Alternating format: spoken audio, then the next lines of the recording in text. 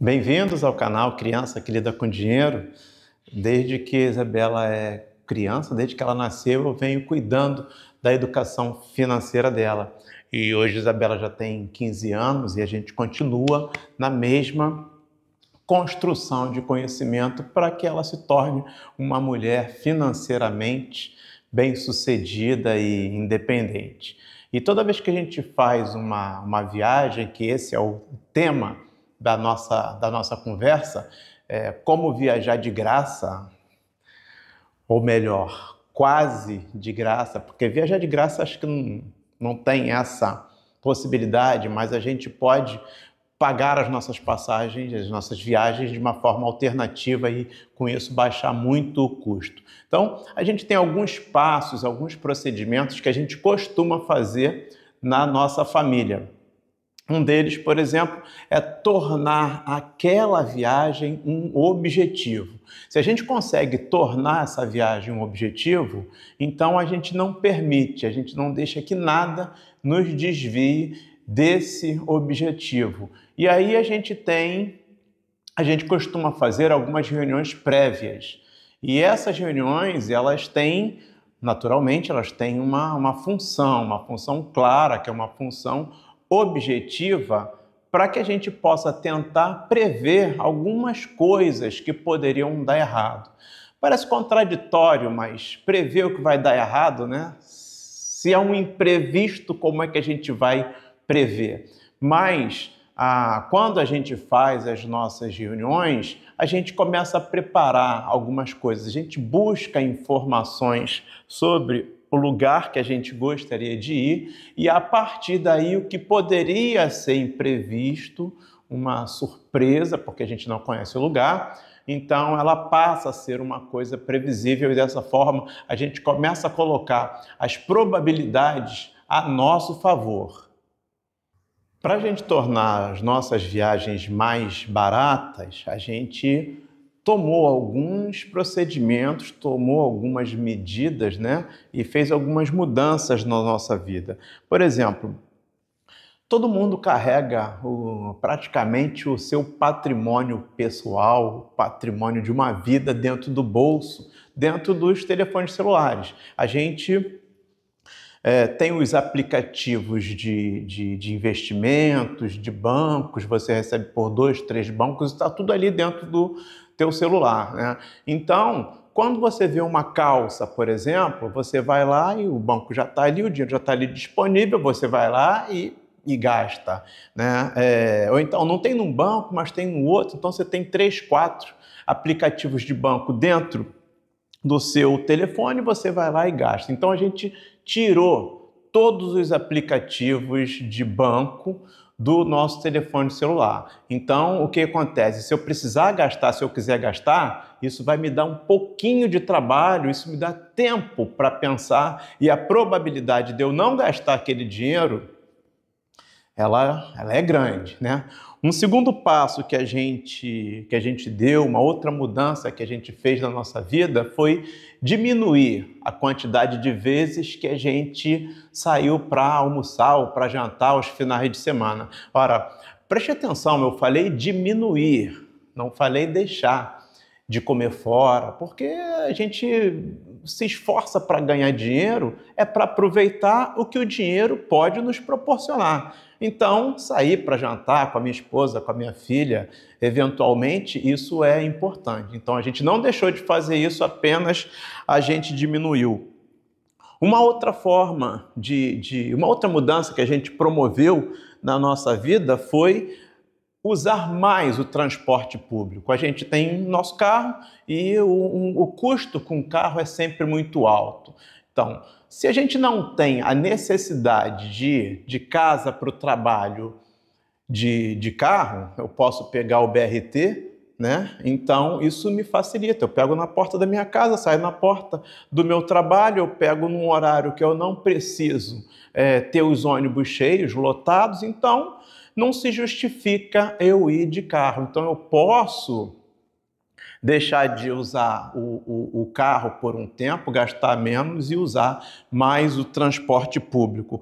E uma outra coisa, a gente passou a comprar tudo que a gente pode comprar no cartão de crédito. Isso gera uma quantidade de pontos bastante vantajosa, bastante interessante, que esses pontos depois eles vão se transformar em milhas.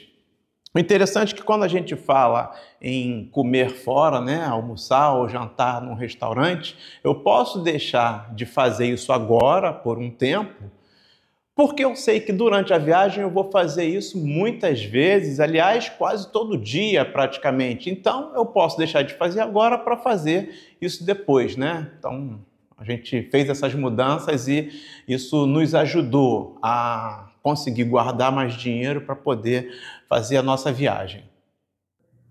Normalmente as pessoas fazem um planejamento para preparar um evento, para preparar uma viagem. No nosso caso, a gente também fez isso, mas esse vídeo, o vídeo dessa semana, ele tem um esforço para fazer uma reunião de avaliação, para mostrar o que deu certo, o que deu errado, onde a gente pode melhorar, como a gente fez o nosso planejamento. E aí, quando a gente pensa uma viagem, a gente pensa uma viagem com praticamente um ano de antecedência, entretanto, a gente só pode comprar as passagens com 6 meses de antecedência. E aí a gente faz o seguinte, primeiro a gente escolhe o lugar que a gente quer ir, qual o país que a gente quer conhecer, as cidades que a gente quer visitar. Depois a gente escolhe o período em que a gente pode viajar. A gente só pode viajar em janeiro e em julho, porque eu sou professor e a Isabela está em idade escolar. Depois que a gente define se é janeiro ou se é julho, a gente pensa em quanto tempo a gente vai poder ficar viajando, porque a gente precisa empenhar um valor naquela viagem.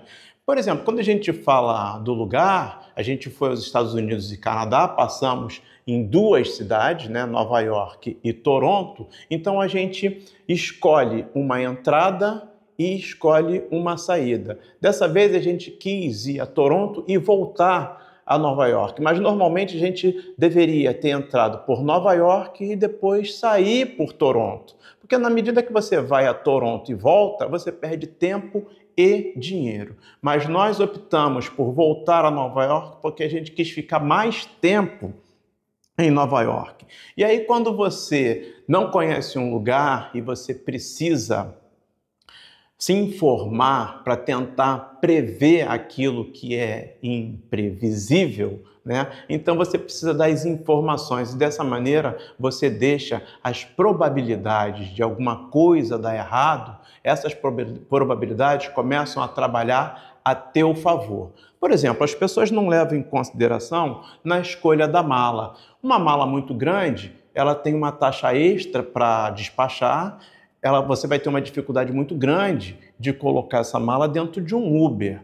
Mas se você vai viajar no inverno, talvez uma mala grande seja necessária. Mas se você for viajar no verão, talvez uma mala menor pode dar conta do recado. Então, todas essas coisas fazem parte de um planejamento. Uma outra coisa que as pessoas às vezes não levam muito em consideração é em relação à temperatura e ao clima. Se a gente vai em janeiro para o hemisfério norte, vai estar muito frio. Talvez, se a gente for em julho, o tempo vai estar melhor, mais quente. Então, isso implica nas roupas que você vai levar. Se é roupa de algodão, se é roupa sintética, porque tem um momento que você vai ter que passar a roupa ou lavar a roupa e uma roupa sintética fica mais fácil.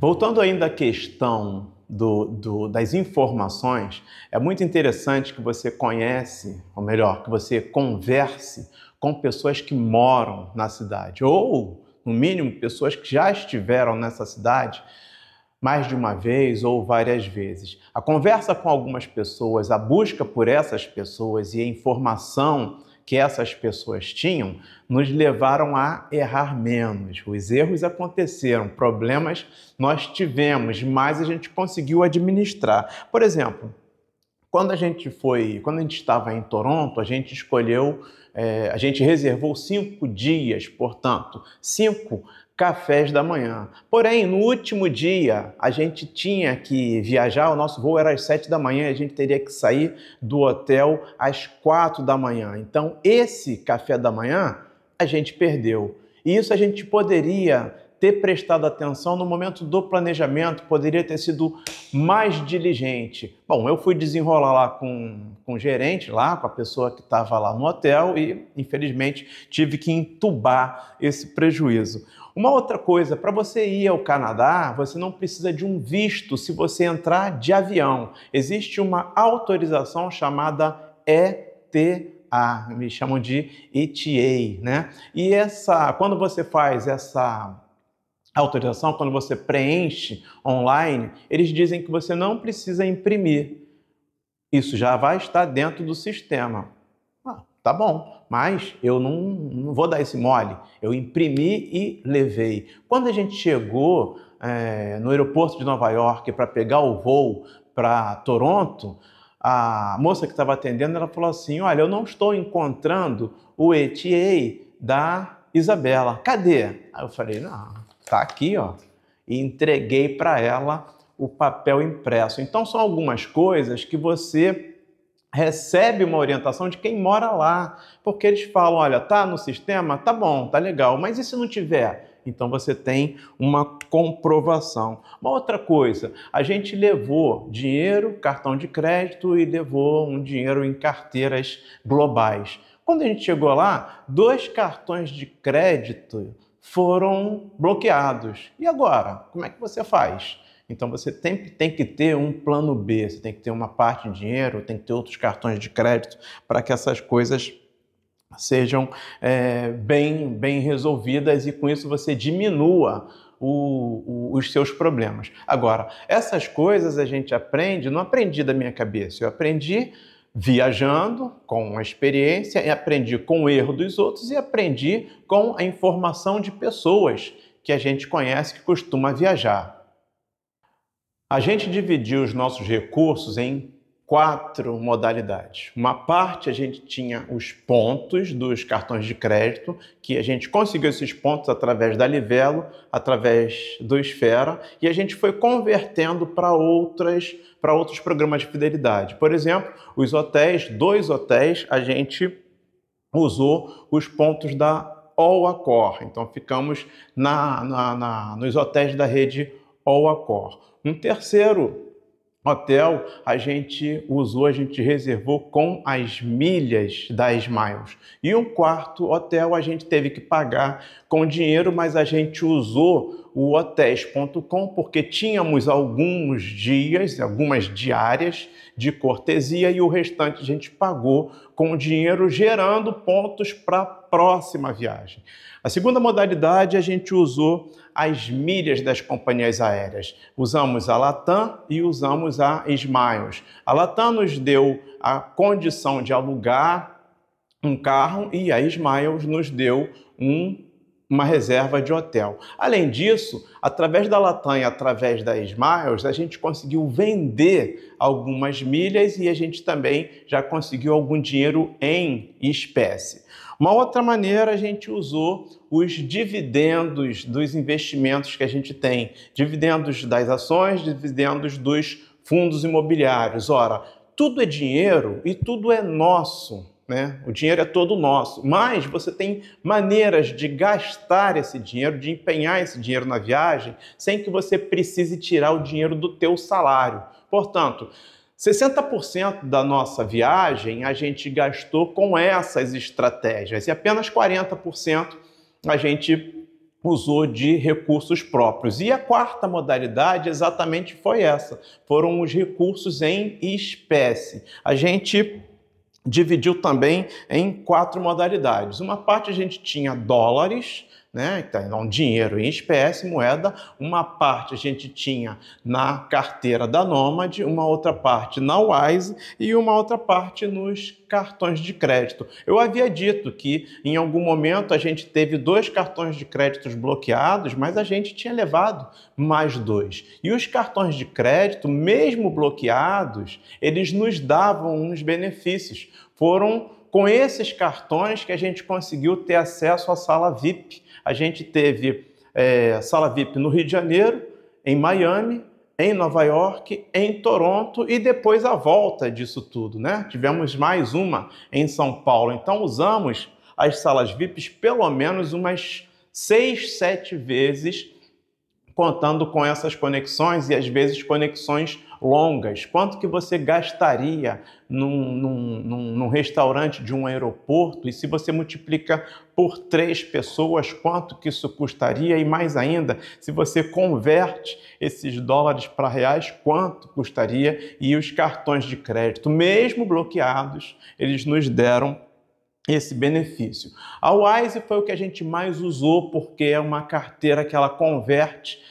o dinheiro que você coloca em dólar e em dólar canadense. E a Nomad também teve um momento interessante que a gente descobriu que o dinheiro que estava na Nomad você pode investir no exterior, pois nós não tínhamos nenhum investimento no exterior e o dinheiro que sobrou da Nomad a gente não retirou, não converteu, não gastou, a gente investiu no exterior. E assim a gente conseguiu fazer uma ótima viagem onde deu quase tudo certo e os erros foram erros pequenos que foram facilmente administrados.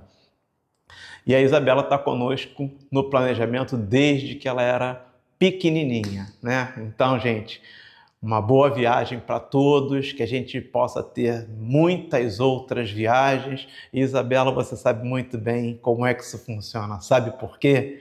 Porque você é uma criança que lida com dinheiro. Um beijo, minha filha, um beijo para todos.